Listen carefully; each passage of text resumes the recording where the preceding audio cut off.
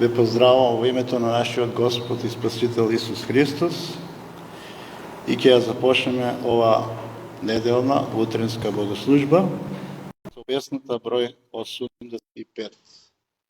Со таа песна ќе го прославиме Господ Исус Христос. Сенката на гревот мрачен на цел свет се надвисна. Поветување од Бога, светот дојде Спасител. Што рекува пророци, чудно Бог исполни се. Го испрати Синот Христос, да му се поклониме. Песна број 85.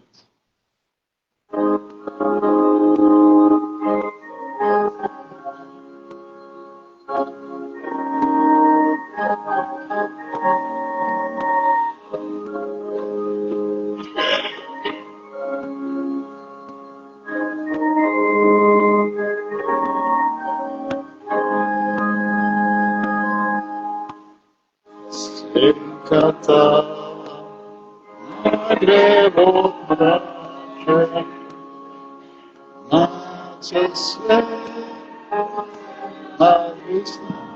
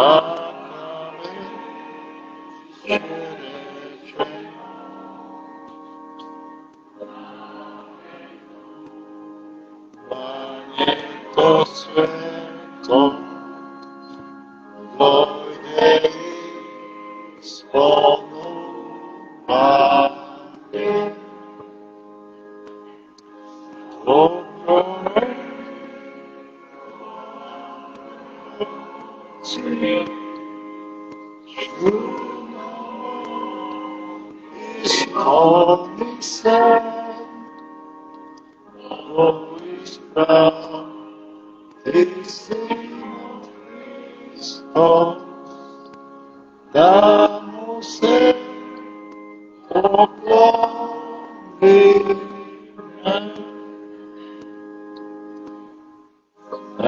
Спасител на светот дојде,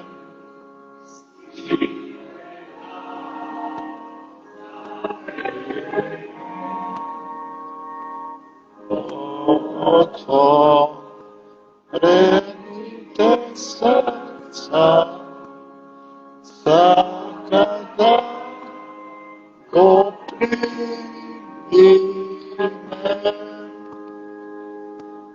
Што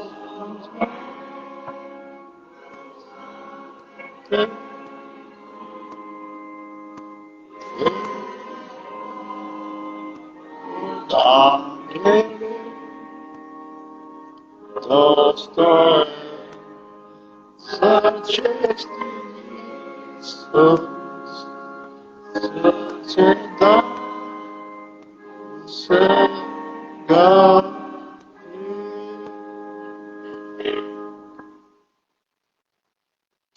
Ке станеме да му благодариме на Бога. Господи Боже, Татко наш небесен, Ти благодариме што доживеавме уште една нова година и уште еден Божик. Фала Ти, Господи, за Твоето верно водство до овој момент. Фала Ти, Господи, што Ти се грижи за нас, Твоите деца, духовни деца. Фала Ти што Ти си многу милостив и Ти, Господи, си верен Бог, кој ги исполнуваш своите ветувања. Тоа што Твоите пророци го прорекоа, тоа и се случи во Витлеем. Дојде Твојот син, како мало бебе, се роди во невините, како невино детенце во јасли. Фала Ти, Господе, Исусе Христе, што толку многу се понижи, да дојде, ја остави небесната слава и стана сиромав, за нас да не обогатиш, за ние да станеме богати, за нас да не приведеш во Твојата небесна слава која ќе дојде време за тоа. Уште еднаш, Господи, Ти благодариме и Ти се поклонуваме како на наш цар и спасител. И сакаме, Господи, Ти да дојдеш во нашиот живот, во нашето срце и тука да царуваш. Нашето его да биде во подножјето на нозите Твои. Ти да бидеш Господар во срцето наше. Така да биде, Господи, по цел свет. Сите луѓе да Те познаат, сите луѓе да сватат дека без Тебе не може да има мир на светот. Ти си кнезот на мир. Ти си тој што заслужува да царува со цел свет. Ти затоа и се роди, Господи, да ни обезбедиш спасение, да ја платиш цената за нашиот грев, да не откупиш за себе и за Тебе да живееме.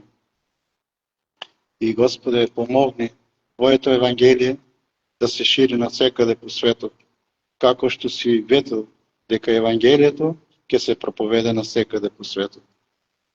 Помогни ни, Господи, сега, кога сме собрани во Твое име, да бидеме од срце соберени, да го бараме Твоето водство, Твоето присуство, силата на Светиот Дух, да не исполне Духот Твој, да бидеме, Господи, Твои вистински чеда, кои во дух и вистина се поклонуваат пред Тебе. Се оставаме од Твоите раце да не благословиш нас и сите оние браќи и сестри кои се собираат во Твое име и за Твоја слава насекаде по светот. Во името на Исуса Те молиме. Амен.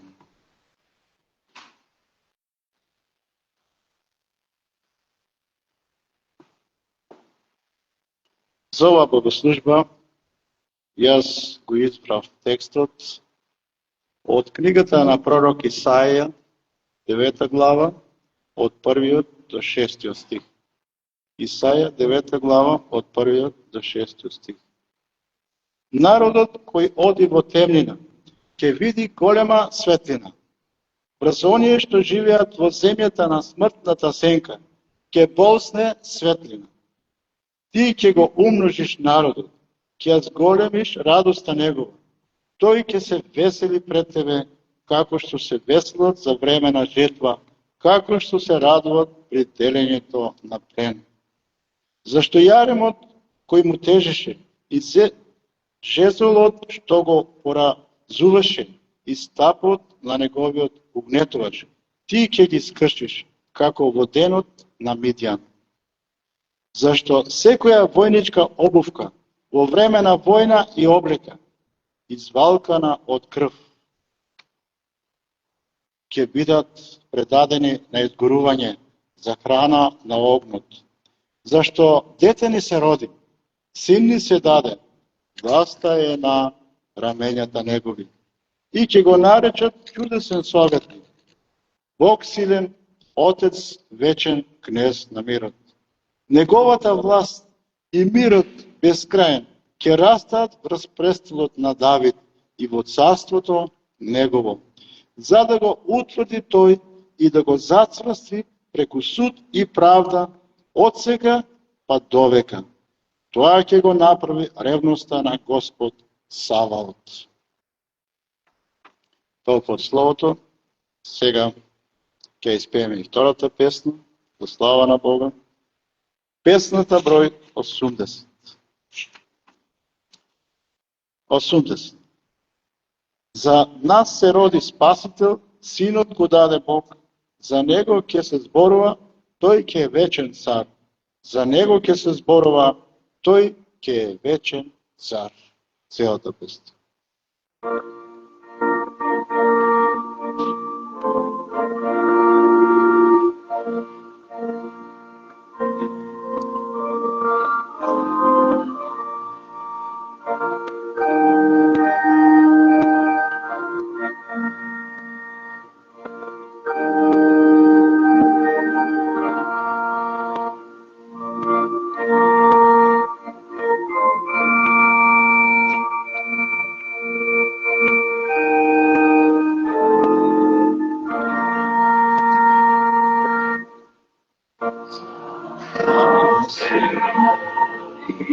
Спасител, Синот го даде Бог, Него ќе се зборува, тој ќе е вечен цар, за Него ќе се зборува,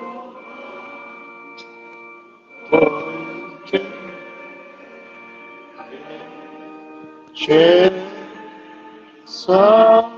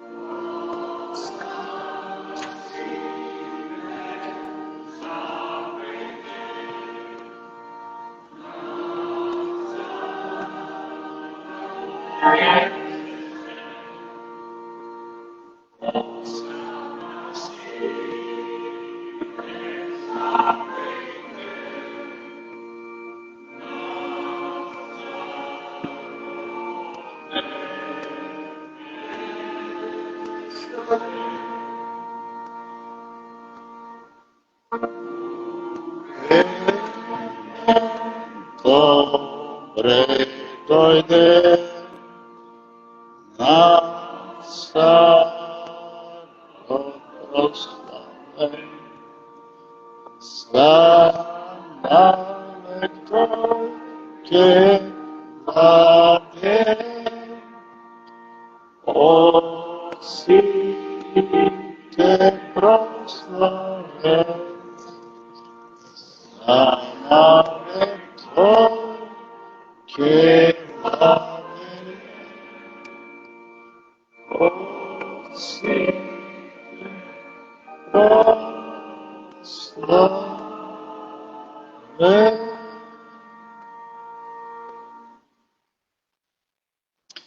Да даде Господ така да биде, нашиот Господ Исус Христос, да владе за навек.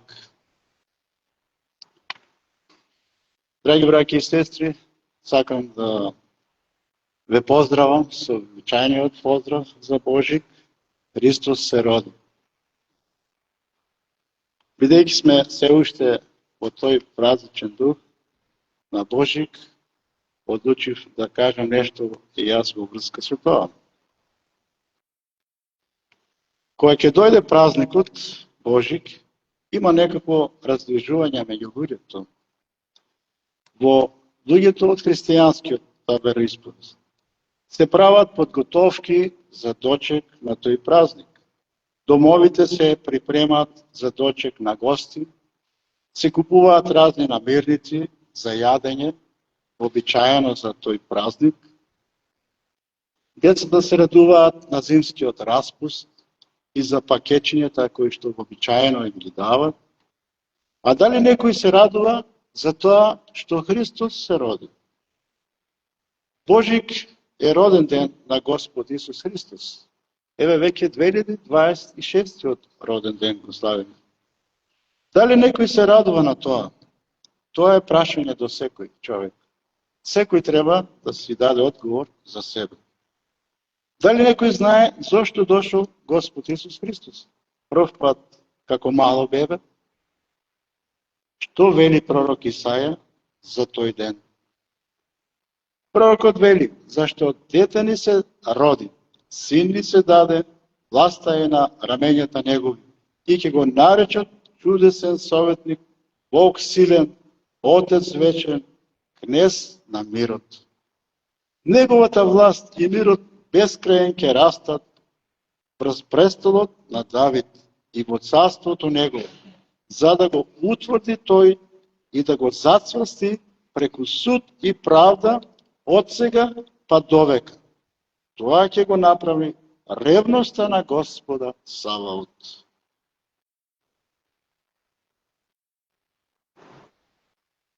Дете ли се роди? Кој е тоа дете? Тоа дете е чудесен советник, Бог силен, Отец вечен, кнез на мирот. Понатаму вели, неговата власт и мирот безкрајно ќе растат.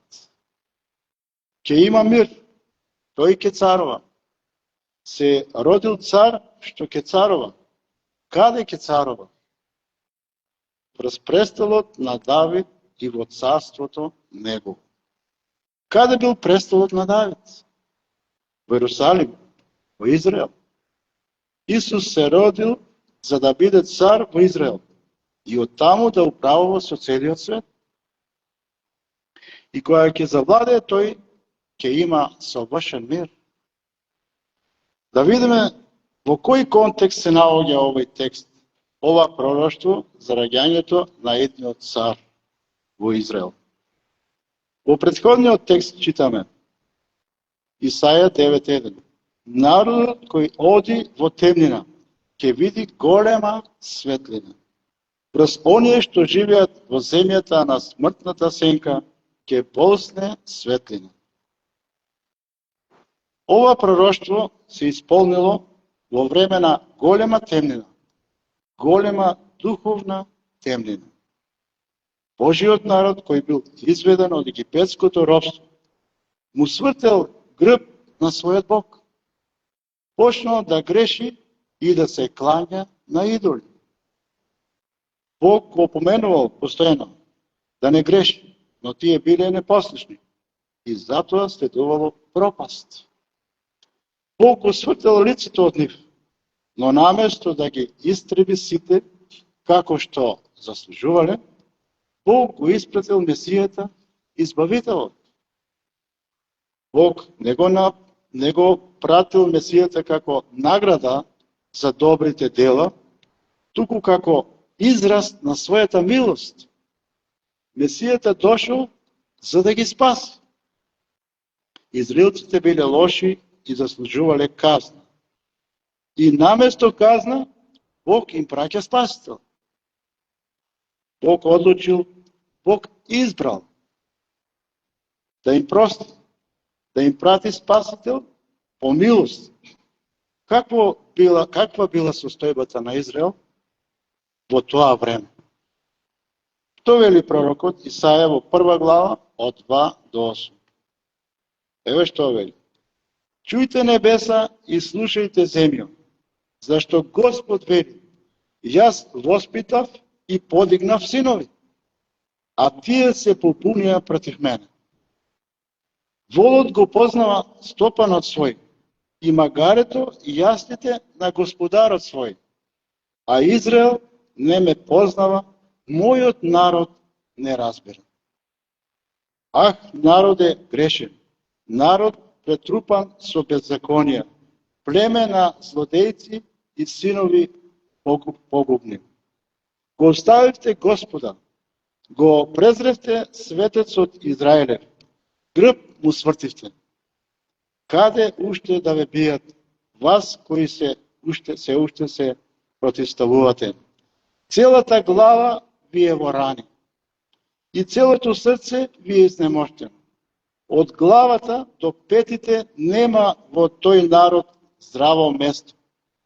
Модрици, гнојни рани, нечистени, непреврзани и неомекнати со масло. Земјата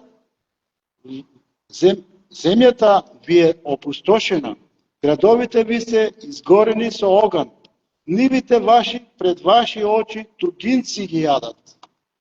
И пустош е како што запустуваат тугинци.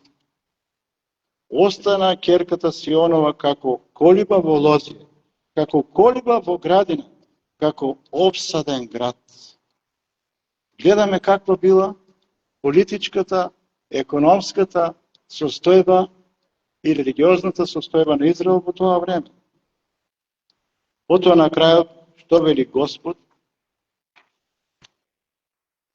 Во 9 стих, да не беше ни оставил Господ Савот мал остаток, ќе бевме како Содом, ќе заприлегавме на Гомор.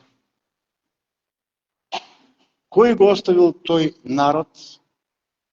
Дали тие самите одлучиле да се поправат? Господ го оставил тој остаток.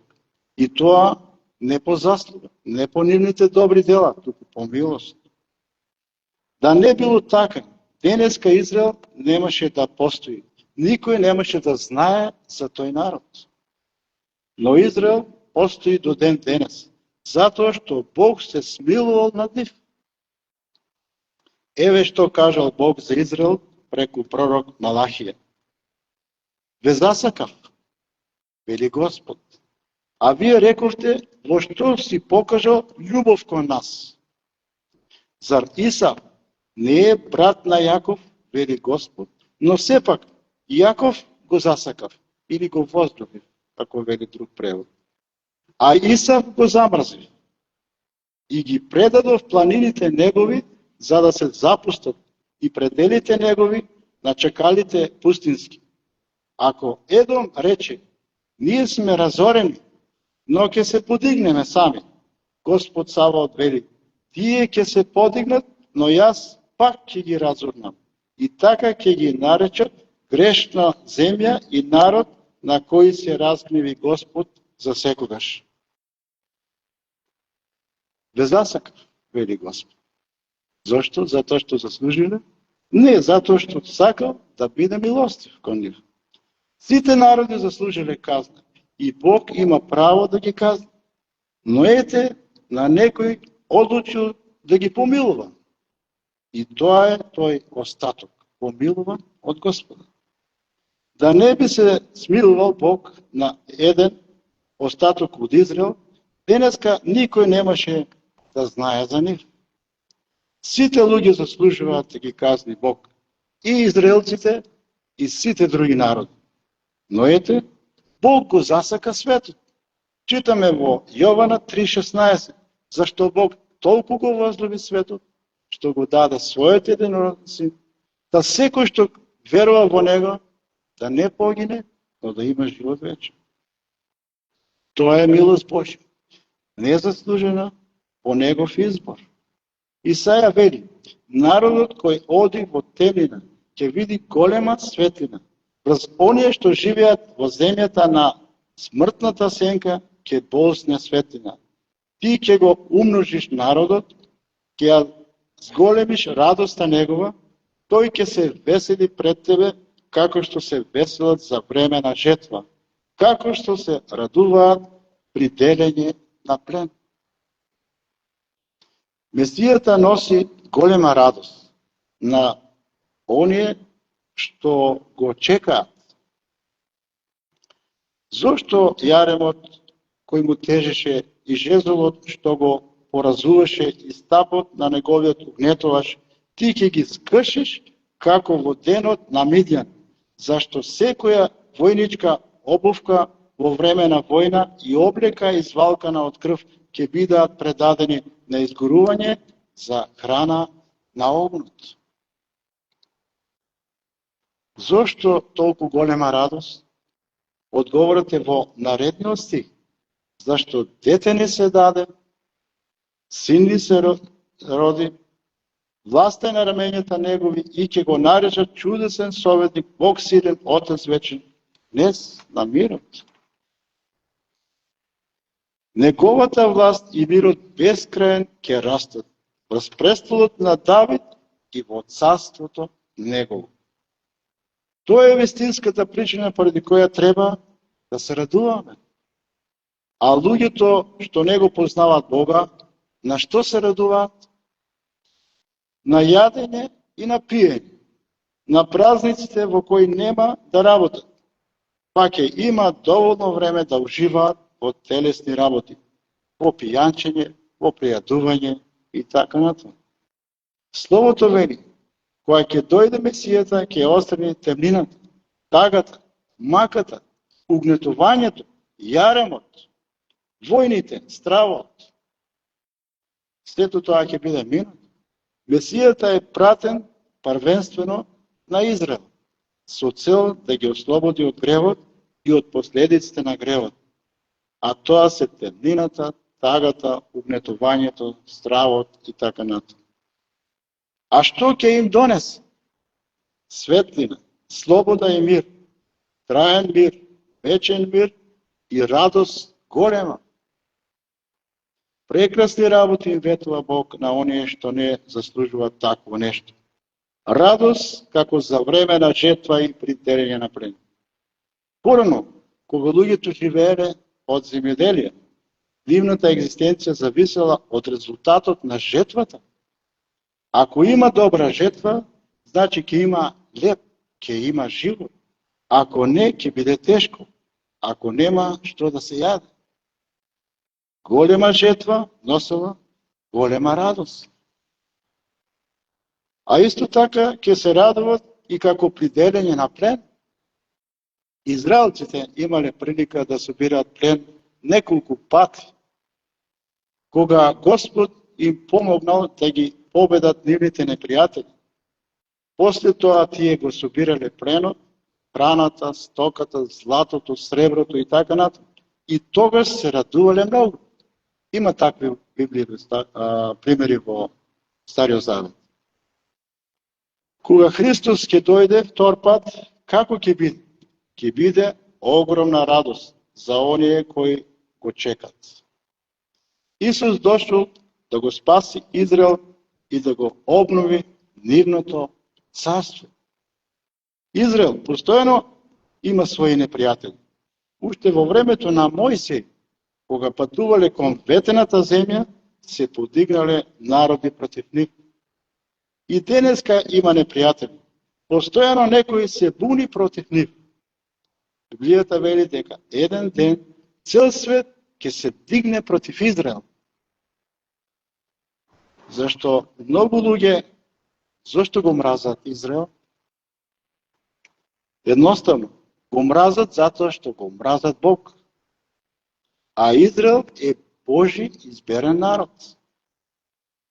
И кога цел свет ќе се собере против Израел, начело со Антихрист, тогаш ќе се појави Исус на небото втор пат и ќе му суди на цел свет и ќе има суд над живите народи. Потоа ќе завладе Исус со цел свет, а престолот ќе му биде каде? Во Израел, во Ерусалим. Затоа Исус се роди. А кој зборува за тоа? Дали сте слушнали некој да вели: се радуваме што Исус ќе воспостави своето царство во Израел? Дали сте слушнали така да зборуваат преку телевизија за време на Божик? Никогаш не сме слушали такво нешто. Луѓето се радуваат на некакви поклони, на некаков дедомраз и така натаму. Никој не зборува за тоа дека Исус ќе го обнови царството на Израел и оттаму ќе владее со цел свет. Не ли учи така Библијата? Да разгледаме некои текстови кои зборуваат баш за тоа. Во Матеј 2 глава 1 до 6 читаме вака: А кога се роди Исус во Витлеем јудејски, во дните на цар Ирод, ете, дојдоа во Ерусалим мудреци од исток и рекоа: каде е новородениот цар јудејски? Ја видовме неговата звезда на исток, па дојдовме да му се поклониме. Штом го чутоа цар Ирод, се уплаши и целиот Ерусалим со него. И кога ги собра сите првосвештеници и книжници народни, ги праша: каде треба да се роди Христос? А тие му одговорија: во Витлеем јудејски. Зашто така е напишено преку пророкот: и ти, Витлееме, земја Јудина, по ништо не си помал меѓу војводствата Јудин, оти од тебе ќе излезе водач кој ќе го пасе народот, мојот народ Израел. Зошто дошол Исус?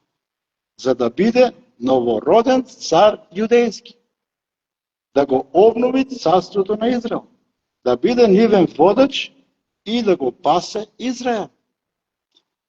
Мудреците од исток кажале дека тој е новородениот цар јудејски, па дошле да му се поклонат. Тие доаѓаат од друга земја, за да му се поклонат на царот јудејски. Зошто? Затоа што тој ќе владе со цел свет, не само со Израел. Значи, тие знаеле зошто се родил Исус. А дали знаел Ирод зошто се родил Исус? Штом го чутоа цар Ирод, се уплаши. Некои преводи велат се возбуди, вознемери. Зошто? Затоа што се родил друг цар. Ирод е цар, а еве се родил друг цар. Штом се родил друг цар, значи на Ирод му дошол крајот. Ќе го изгуби царството, а може би и главата. Затоа се уплашил и сакал да го убие Исус. И денешните цареви и владари по светот би требало да се уплашат и да се вознемират, ако се неверни. Секој што не сака Исус да царува над него, би требало да се уплаши. Што кажале за тоа сите првосвештеници и народни книжници? Тие го цитираат пророштвото за него дека ќе се роди во Витлеем јудејски и дека ќе владее во Израел. И тие разбрале зошто се родил Исус. Да царува над Израел, да го ослободи Израел од неговите непријатели и потоа да владее на целиот свет. Пред да се вознесе Исус на небото, ги собрал своите ученици и им кажал да бидат во Иерусалим додека не дојде Светиот Дух. А тие му поставиле едно прашање. Во тоа време ли Господи воспоставуваш царството Израилево? Дали во тоа време? Поставиле добро прашање. Тие знаеле дека ќе се обнови царството на Израел, но сакале да знаат кога ќе биде тоа.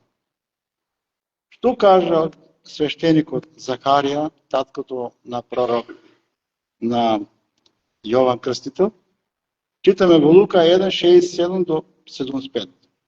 А Захарија, татко му, се исполни со Дух Свети и пророкуваше говорејќи: Благословен Господ Бог Израилев, оти го посети и избави народот свој и подигна рог за нашето спасение во домот на Давида, својот слуга, како што говореше преку устата на своите свети пророци од векот, дека ќе не избави од непријателите наши и од раците на сите што не мразат, за да ја пројави својата милост над татковците наши и да се сети на светиот завет свој, на клетвата со која му се заколна на Авраама, нашиот татко, оти ќе дојде, штом не избави од непријателите наши, без страв да му служиме во светост и правда пред него преку целиот наш живот. Зошто дошол Исус? Да се исполни пророштвото за него, да дојде од Давидовата лоза, да го обнови Давидовото царство, да ги отстрани сите нивни непријатели. Исус доаѓа да владее вечен мир и правда. Исус е еврејски Месија и доаѓа да го спаси Израел.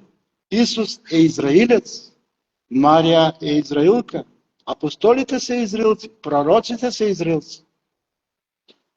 Сите знаеле дека ќе дојде Исус да го воспостави своето царство на земјата.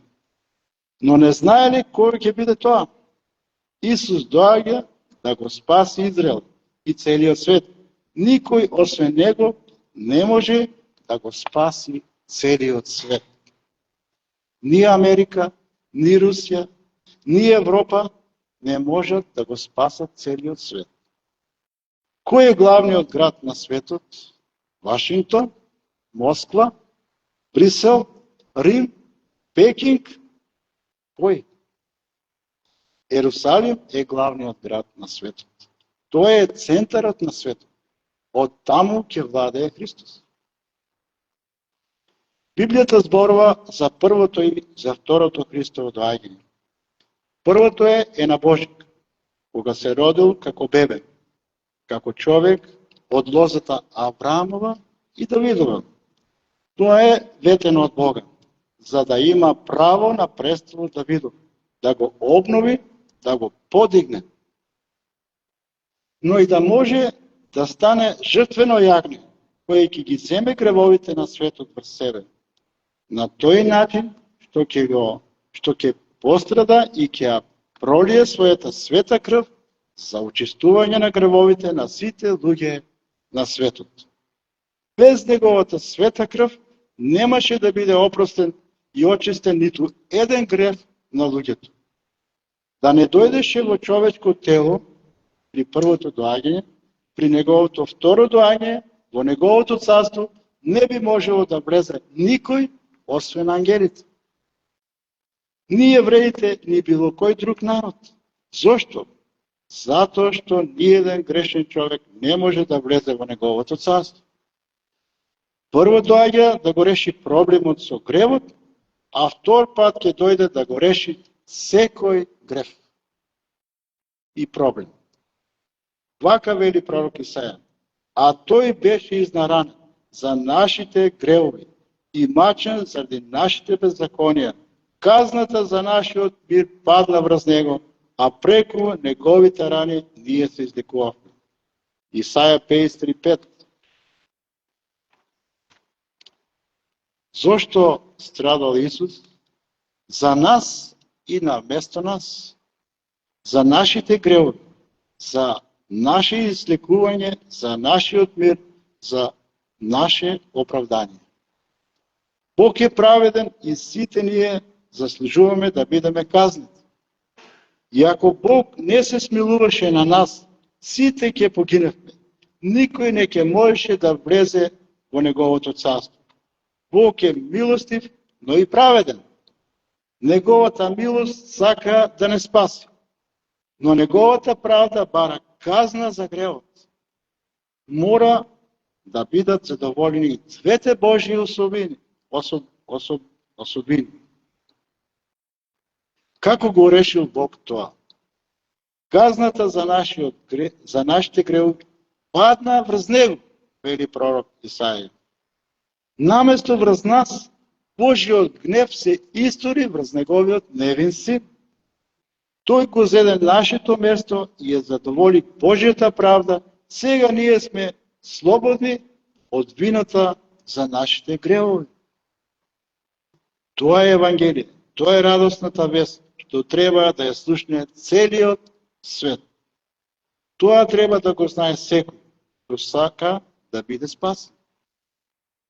Во Дела апостолски 4:11-12 апостол Петар вели: и во никој друг нема спасение, зашто под небото нема друго име дадено на луѓето со кое би можеле да се спасиме.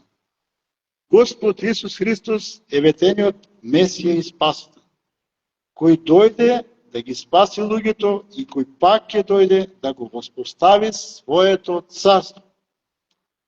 Скапо сте купени, вели апостол Павле во 1 Коринтијаните 6:20. Затоа прославете го Бога во своите тела и во своите души, кои се Божи. Потоа вели: Христос умре за сите, да живите да живеат, не веќе за себе си, а за оној кој умре за нив и воскресна. 2 Коринтијаните 5:15. Верните треба да знаат дека скапо се купен и за возврат треба да го прослават Бога додека се на оваа земја и да живеат за Христос. Што ако не го прославиме Бога во нашите тела и души и не живееме за Христос? Тоа е знак дека не сме вистински христијани, туку само на име. Не сме на новородени и го немаме Христовиот дух во себе. Како резултат на тоа, нема да влеземе во Христовото царство, туку ќе бидеме фрлени во огненото езеро, заедно со сотоната и демоните. Тоа место е место на вечна мака. Во Откровените 14:11 читаме: димот на мачењето нивно ќе се издига во сите векови, нема да имаат мир ни дење, ни ноќ. Во Евангелието по Матеј читаме дека Исус ја започнал својата служба во Галилеја, во Капернаум. Во Матеј 4:14-16 читаме: за да се исполни реченото преку пророк Исаја кој вели: земјата Завулонова и земјата Нефталимова, на пат кон морето оттаде Јордан е незнабожечка Галилеја. Народот што седеше во мрак виде голема светлина. На оние што седат во крај на сенка смртна им изгреа светлина. Матеј кажува дека службата на Исус во Галилеја е исполнување на пророштво, кажено во пророк Исаја. Најголем доказ дека Светото писмо од Бога е исполнување на пророштвата. Галилеја била поробена од Асирија, 8 век пред Христос, и била населена со асирци, незнабожци, идолопоклонци. И баш тука Исус најмногу работел. проповедал, лечел болни, спасувал. Со тоа Бог покажува дека Евангелието е наменето за сите, и за евреи, и за неевреи. И сите што ќе го прифатат Евангелието, радосната вест за спасение по благодат со вера во Христа, ќе се радуваат многу. Народот што седеше во мрак биде голема светлина. Кој е таа голема светлина? Христос е таа светлина. А кој е таа темнина што ги опфатело луѓето? Гревот е таа темнина што завладеала со луѓето и ги прави негови робови. На оние што седеа во крај на смртна сенка им изгреа светлина. Гревот донесува темнина, мрак, смртна сенка. Платата за гревот е смрт, вели апостол Павле во Римјаните 6:23. Луѓето без Христос немаат никаква светлина. Живеат во духовен мрак. Кој може да ги ослободи тие духовни заробеници? Само Господ Исус Христос. Тој со својата смрт го победи гревот и сатаната и ни донесе живот вечен. Галилејците ги осветлила голема светлина. Тие биле духовно мртви и заробени од сатаната. Но дошол Исус и ги ослободил.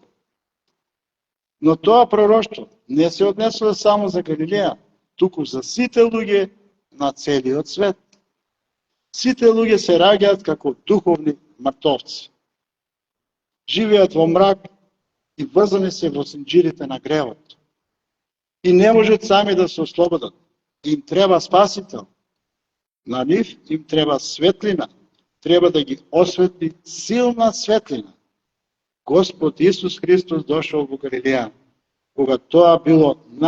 кога таму имало најголема темнина. Темнината може да исчезне само ако го прифатиме Господ Исус Христос. Исус се роди да биде цар на Израел и на цел свет. Исус ги спасал оние кои го прифаќаат за цар и господар во своите животи. Дојди кај Исус, не се плаши, нема што да изгубиш, освен вината за грев и казната за него, а тоа е смрт. Тоа ќе го изгубиш. Поклони му се на новородениот цар на мирот. Покани го да се роди во твоето срце. Ако го прифатиш, ќе исчезне секоја темнина, секој страв. Тој ги познава твоите проблеми. Тој те познава тебе. Сака да ти помогне. Тој може да ти даде сила, да ги победиш сите искушенија. Само довери му се. Тој умре за тебе и за мене. Ја плати казната за нашите гревови. Со својата света крв не откупи, за да му припаѓаме на него и да можеме да влеземе во неговото вечно царство. Имаме голема причина поради која може да се радуваме. Слава нека е на нашиот Господ Исус Христос, нашиот Спасител. Амин. Ќе станеме да му благодариме. Господи Божи, Татко Небесен, стоиме пред Твоето свето лице и гледаме колку чудни работи Ти направи за нас. Колку многу си не возлюбил. И си покажал љубов не само кон Твојот народ Израел, туку и кон нас, останатите луѓе на овој свет, кои што не припаѓаме на Твојот народ. Но ете Ти сите не возлюби, не засака Господ. Толку многу што го даде својот единороден син. Најголемиот поклон на овој свет, најголемиот дар за паднатиот човек. Фала Ти, Господи, што можеме да се наречеме христијани, поради заслугата на Твојот возлюбен син, а нашиот Спасител. Слава нека е на Тебе, Господи, сега и во сите векови. Амин.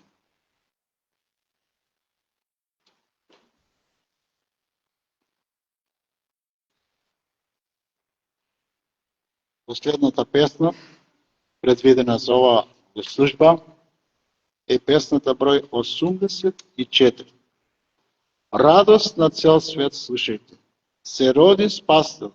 Пригответе ги срцата, пејте со весел глас, пејте со весел глас, пејте, пејте со весел глас. Целата песна.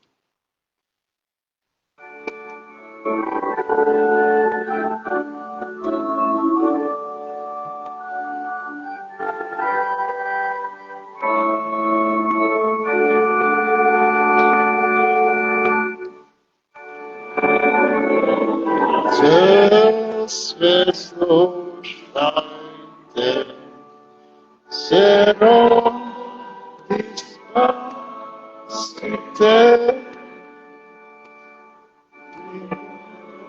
пригответе ги срцата,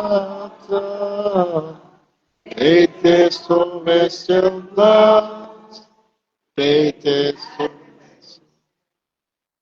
глас.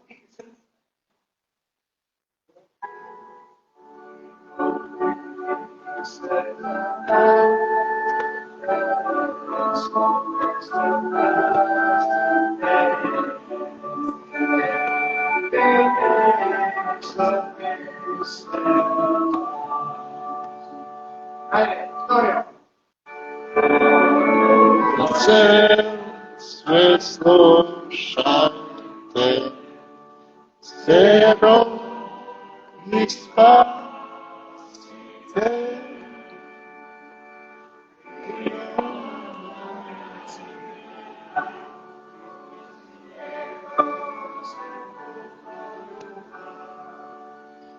Еко се тоа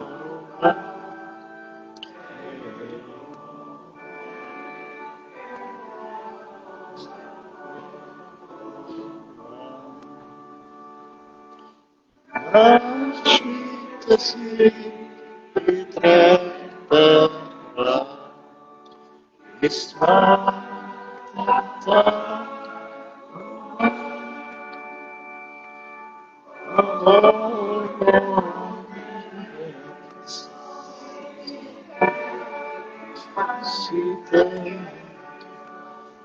се роди Спасител, се роди Спасител, се роди Спасител. Денес се роди славенца, со право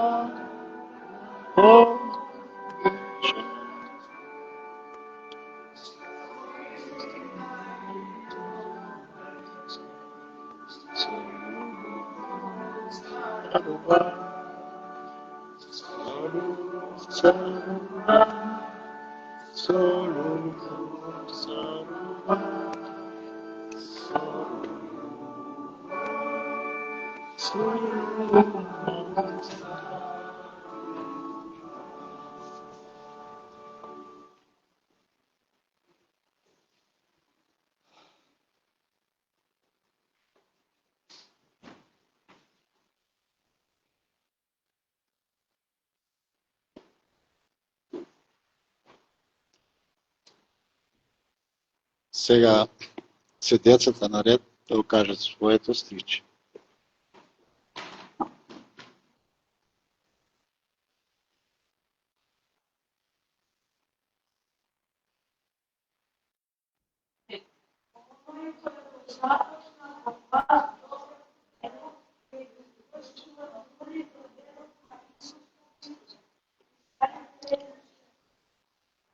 Браво. Благодариме на децата. Со тоа, богослужбата е при крај. Освен ако има некои информации, наредната недела, богослужба пак во 9 часов. Богослужбата е завршена и посакувам Божји благослов.